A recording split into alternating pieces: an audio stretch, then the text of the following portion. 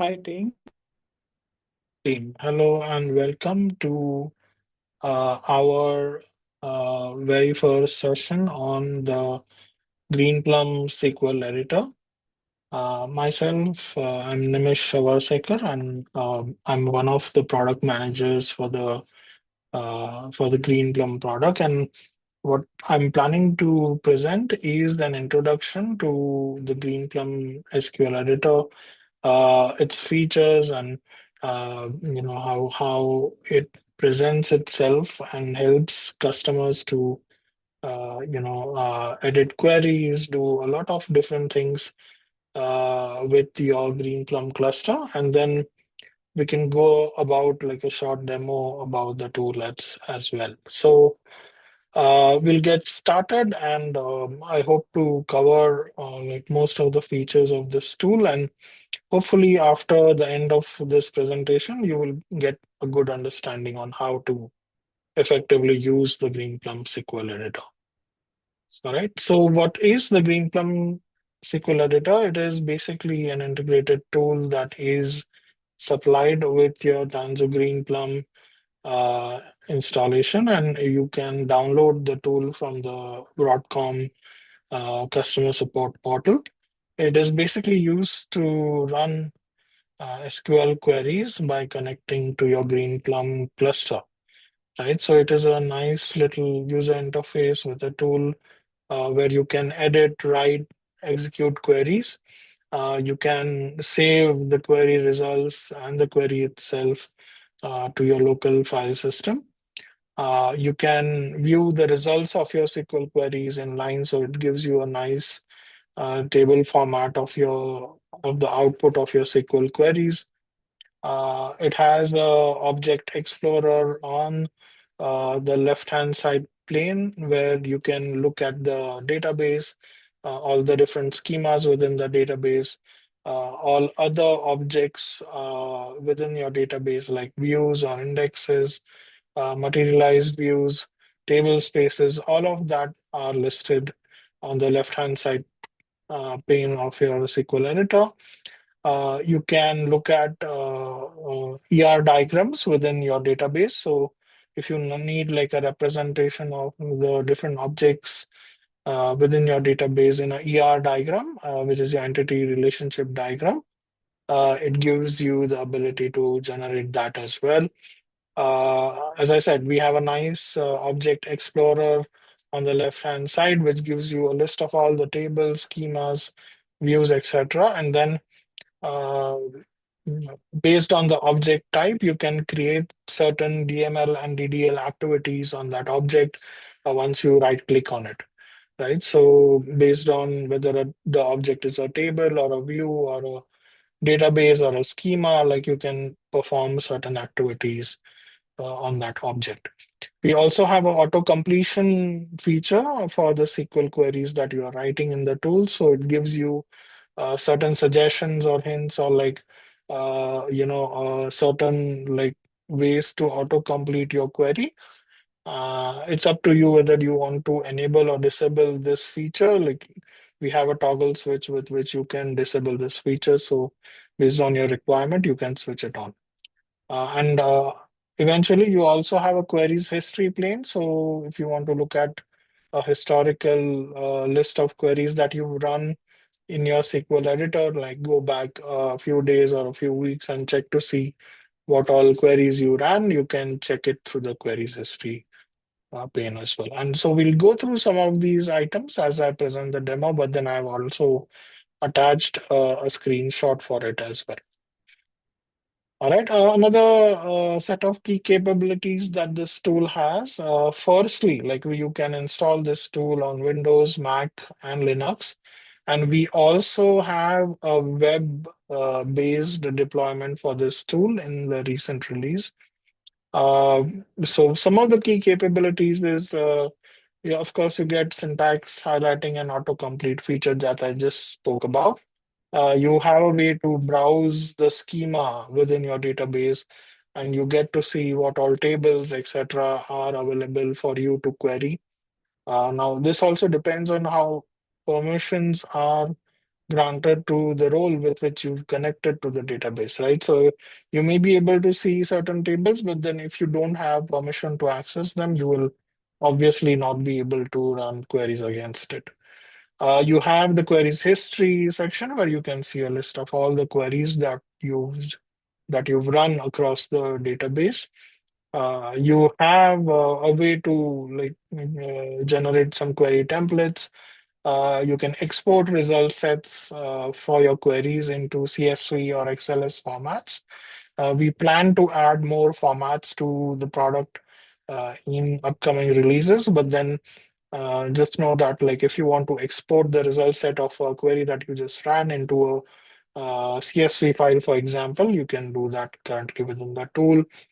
The tool also supports multiple sessions. So, for example, you have access to the database as a read-only user or a super user, for example. You can create multiple sessions within your tool to log in with different credentials as and when required. Um, we have a way to also secure credentials through the encryption tab. Like you get a way to encrypt your database password, etc. when you open the tool first. You also have a way to check the explain analyze plans, right? So if some of you might be aware, like when you run a query, there is a plan generated for the query on how it will go about executing each and every node within the query, right? Like so, if you want to analyze the explain plan that was used for your query, there is a nice little visual representation of your plan where you can go and check to see how the query executed itself based on like the current statistics and the best way to kind of go about running it like based on the current set of data that the tables hold within it, right? So all of this can be seen with the explain and explain analyze section, and you can kind of compare it based on previous runs as well, right? Like for example, how did the query run 1 month back? And then if you want to compare the explain plans of the run a month ago versus the current run, you can do that with the tool. Uh, we have a built-in SSH terminal as well. So if you want to mimic like the pSQL console, the PSQL console that Greenplum is generally used to access, like you can mimic that through the SSH terminal console as well. We have, on a lighter note, we have like dark themes. So if you have a laptop or a device where you are using a dark theme on the user interface, you can switch it to a dark theme as well.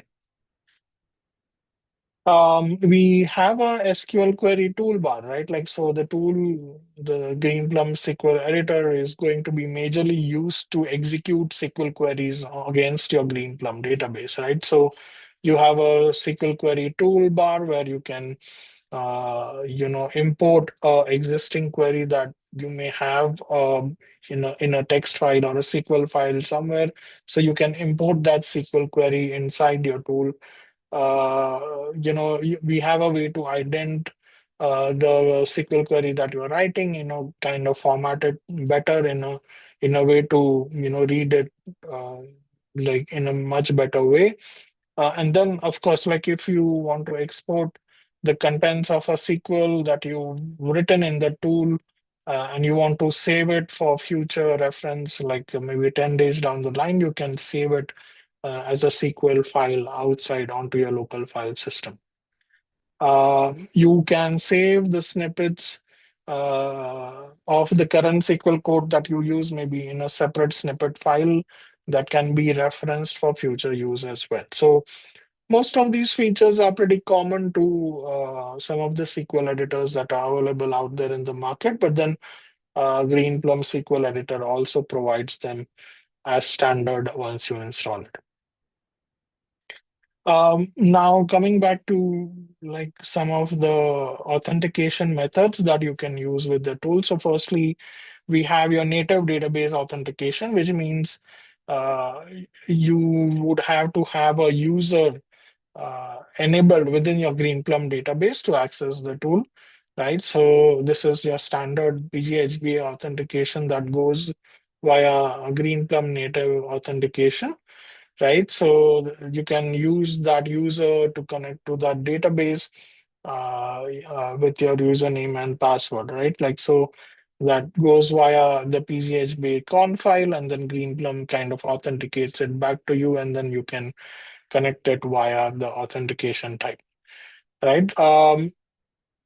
We also have Windows SSO login enable, which means that if you have a Windows machine and you have an organization domain where you have a way to like authenticate the Windows SSO user via the domain name, we have a way to do that as well.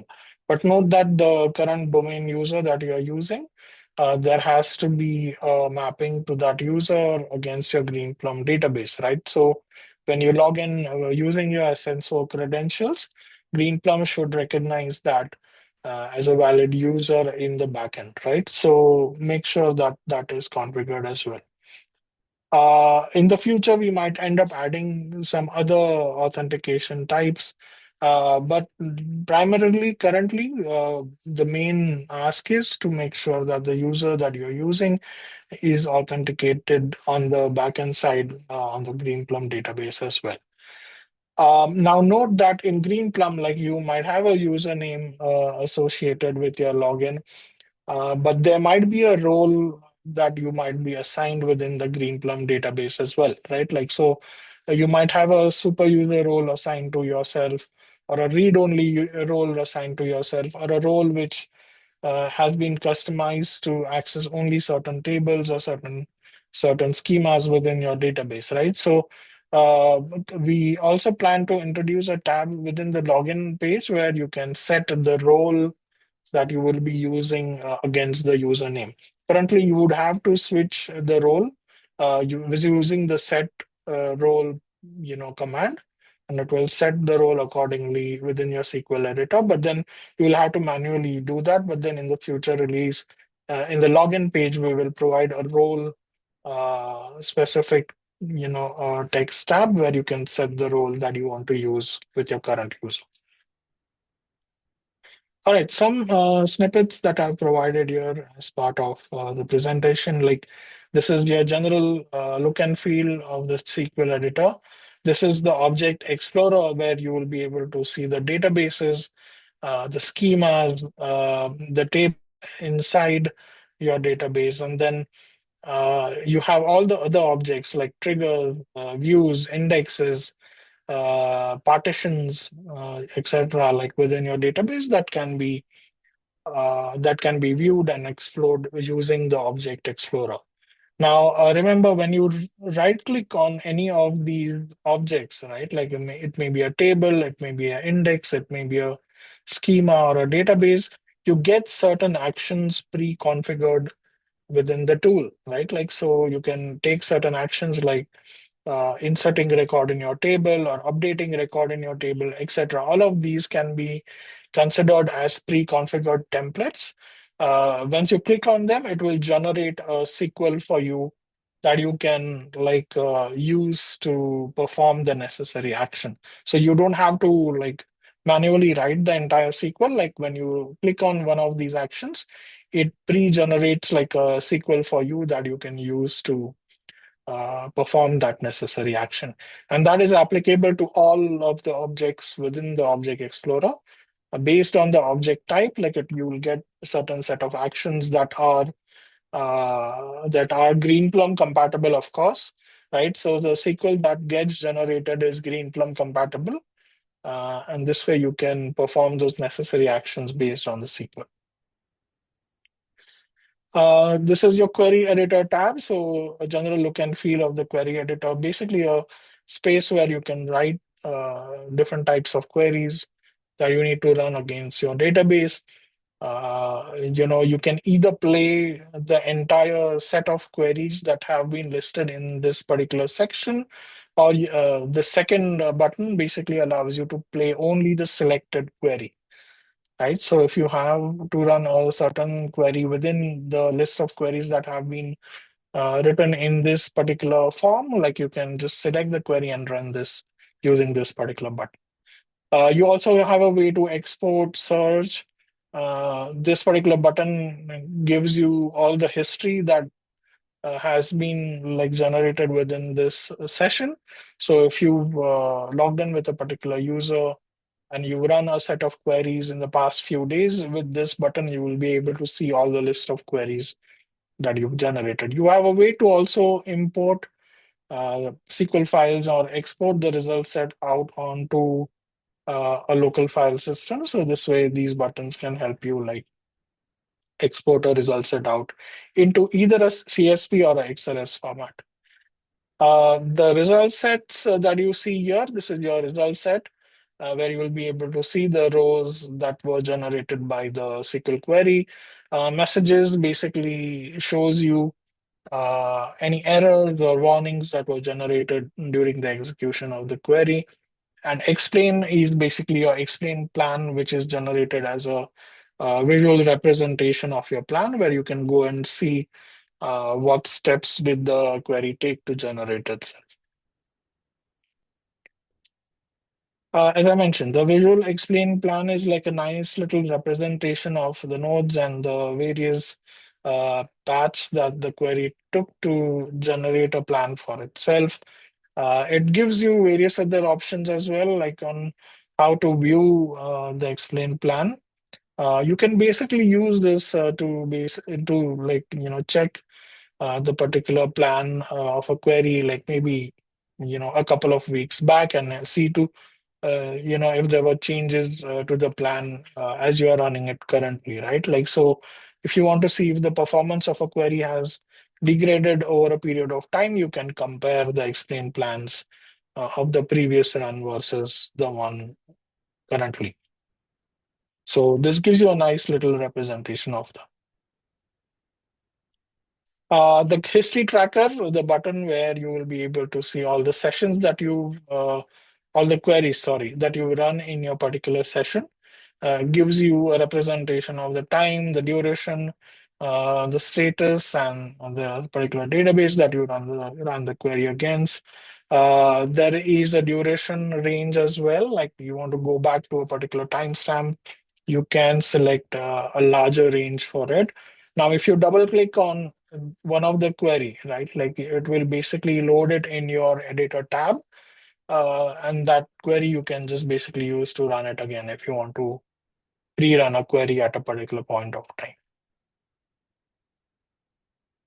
You can do certain connection management, like for example, you can see all the current state of your database. You can see the number of queries that are currently being run in the backend of the database, etc. So it's a good way to represent the current state of your green.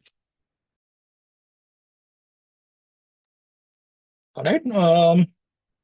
This is your pSQL console, which basically mimics the pSQL tab that you will run maybe in your Linux environment, right? Like so, it basically supports all the pSQL commands that are present, and you can use it to like maybe list the database, list all the tables within a particular schema, etc. Right? All of the pSQL commands are basically supported within this tab.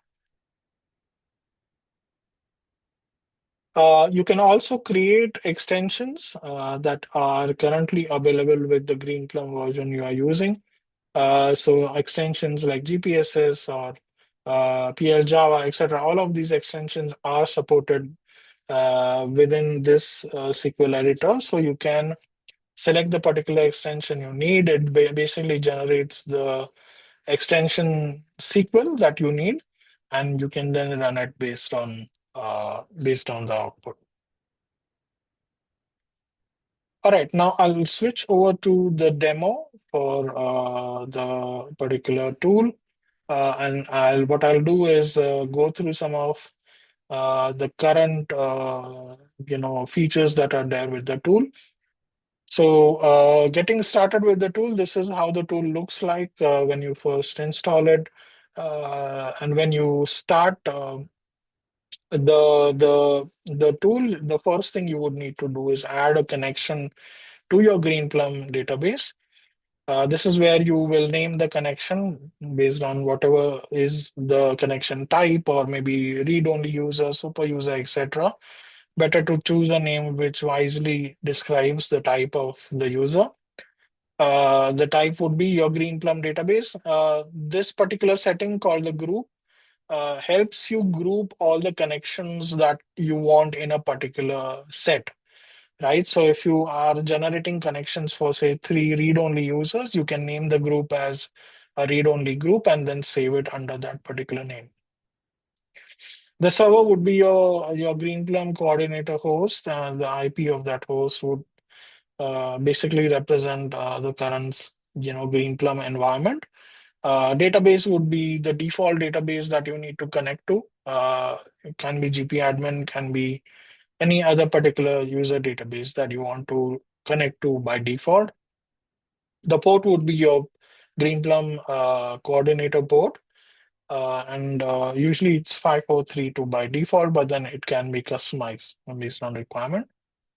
Authentication would be either the database native authentication, where you'll have to specify the username and password, and that would be your native Greenplum database authentication type, which usually goes via the PG conf, right?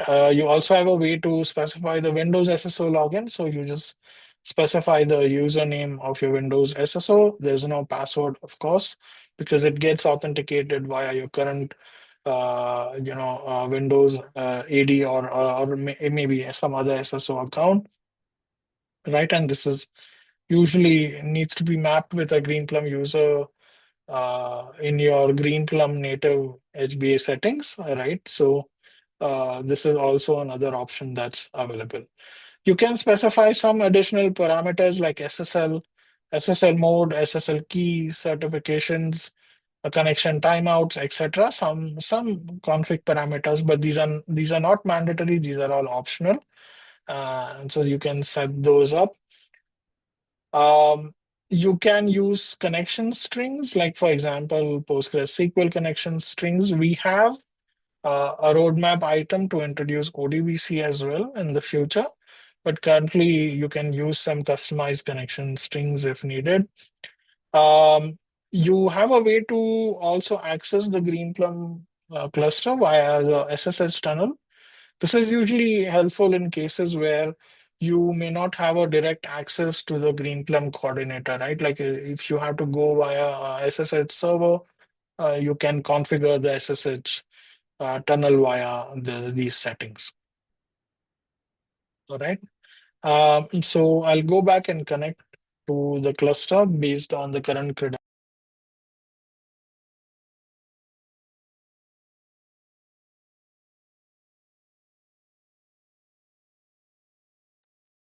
All right. So if you see, once I logged into the Greenplum environment, it gives me a list of all the databases that are currently there within my Greenplum cluster.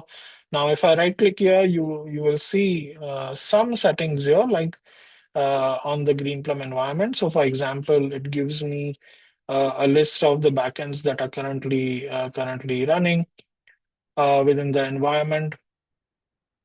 Other than that, like if I go to the databases and like right click on it. So as I mentioned, like whenever you right click on any of the objects under your Explorer, it gives you a set of action items. So if I click on the create database button, it gives you like a templated query where you can create a database, just maybe change the name.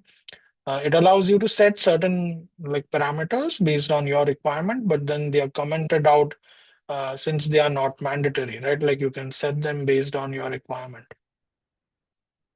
Similarly, like if you right click on any of the databases, it gives you some options here to either query the database. So when I click on query the database, it gives me a tab which is going to connect to that database directly. So whatever queries you are writing here are going to be against that particular database. If I open the database tab, you see a list of schemas, extensions, external tables, triggers, etc. And here, if I go in here, like you will be able to see all the objects within that particular schema. So tables, partition tables, indexes, views, materialized views, all of these are listed here. All right. So if we go back to the Explorer again, and if I right click on any of these objects, so for example, if I right click on a table, it gives me the option to create a table, which will again create a customized template where you can just go ahead and edit the table name, etc. Right. So this is what it looks like. Let me just minimize my video. All right. So outside of that, like you can basically name the table and then like create it within a particular schema. You can add or remove columns based on your requirements. So ID, uh, that name, etc. Set the column types here. For example, I want to set it to text. ID, I want to set it to integer. You can set it to some default values. You can set it as a primary key, etc. And you will see that as you select or deselect some of these actions, the query gets generated automatically. All right, so when I click on apply changes, it generates the SQL and the table gets created directly within your schema. All right, so excuse me.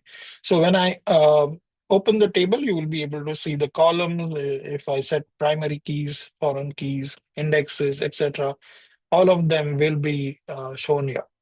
Now, if you want to create an index on the table, you can just right click on it and it gives you all the options to create a table based on your requirement. Sorry, index based on your requirement. So you can set some of these options, you can uncomment them if required, and then run the query to create the index based on what you need. All right.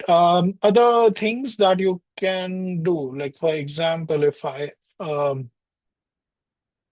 if I generate a query, right? Like so, if you see if I the autocomplete feature here, it gives me a list of tables that I can query in the database, right? Like so, uh, uh, this query will basically query the PG class table, and it gives you a nice little formatted way in the row output.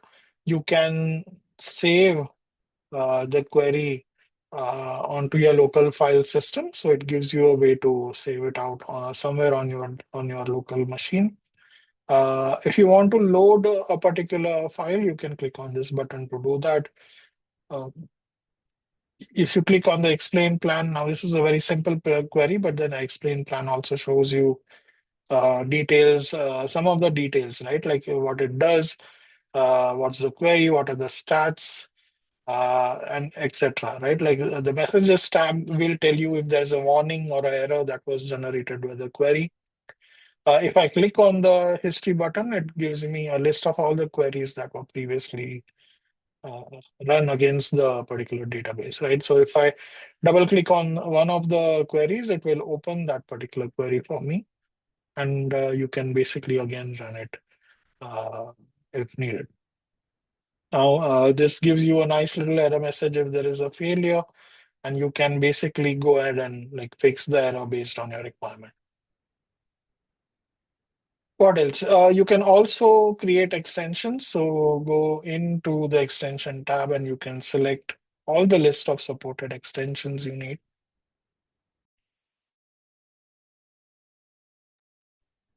Right. Sorry. And then like based on requirement, you can select the particular extension and then go ahead and create the extension within your particular schema. You can select the version, save it, and then it will go ahead and create the extension for you. Right. Some of the roadmap items that I would definitely like to discuss is we would like to introduce a task scheduler within the tool where you can schedule to run particular SQL queries at a particular time or a date based on your requirement. So if you want to kind of like schedule like a maintenance task periodically, you can use the task scheduler to do that. That one is in the roadmap. We should have it in the next release.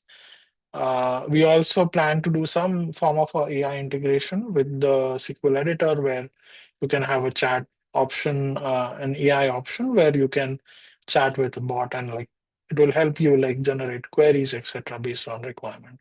But that's coming up in the future. But then if you see the tool, it's pretty easy to use. It gives you all the options to export, import the files based on requirement.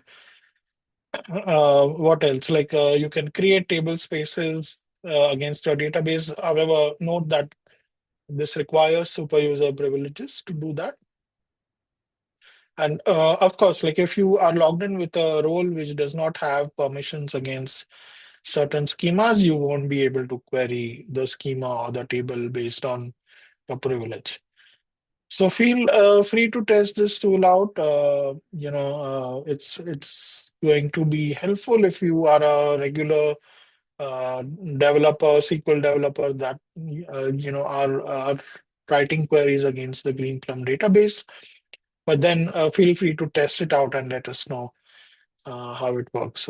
It works against both Greenplum versions, Greenplum 6 and as well as the 7. So feel free to test it out and let us know. All right. Thank you for going through this video. Hopefully, this video will help you use the tool better.